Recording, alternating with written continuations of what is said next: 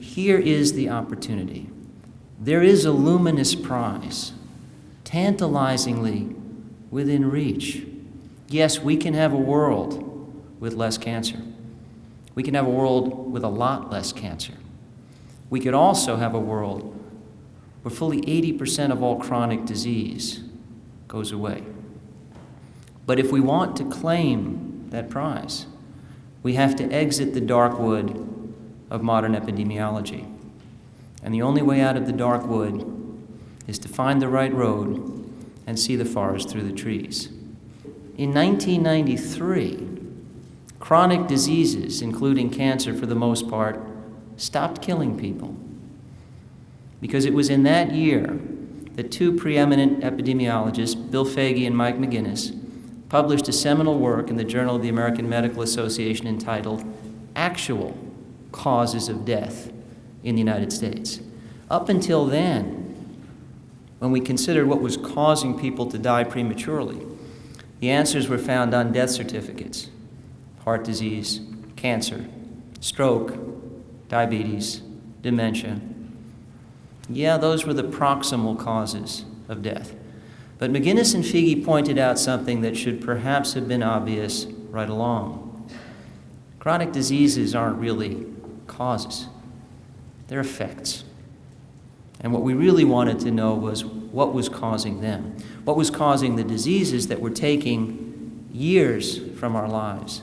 And because in many cases they are chronic diseases, life from our years as well. But I do want to impress upon you, as I'm about to tell you what they found in this study, that the flag for eating well was habitual intake of vegetables, fruits, and whole grains. And it was enough.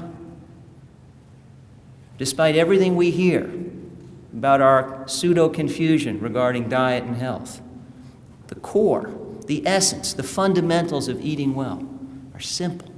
They're clear. Earl Ford and colleagues asked these people, do you generally eat vegetables, fruits, and whole grains every week? Yes or no? And it was enough to differentiate good diets from bad. So, do you smoke? Yes or no? Do you eat well? Yes or no? Are you physically active on a regular basis? Yes or no? Is your weight well controlled? Yes or no? And I digress again to note that weight is not a behavior. Weight is not a choice. Did anyone in the room wake up and decide what to weigh today? To the extent that weight is volitional, it's a product of two factors already on the list: diet and physical activity, calories in, calories out. But to some extent, it's not volitional at all. Product of our genetic polymorphisms, ethnic heritage, variations in our microbiome. Still, if you eat well and are physically active, your weight tends to be well controlled. So it's an outcome of factors on Ford's list. We can talk about an 80% reduction in chronic disease, including cancer, till we're blue in the face. It brings a tear to no eye. It brings a lump to no throat. But everybody who just raised your hand, conjure to your mind's eye the face of that person you love. And remember that day. Remember that phone call. Maybe there was an ambulance ride. Maybe there was a visit to an emergency room. Maybe it was the ICU. Maybe it was the CCU. Maybe it was cancer.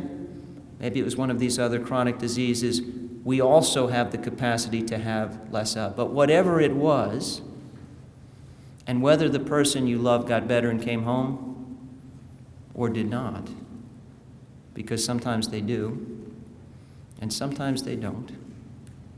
Either way, it was a bad day. Two roads diverged in a wooded eye. I took the one less traveled by, and that has made all the difference.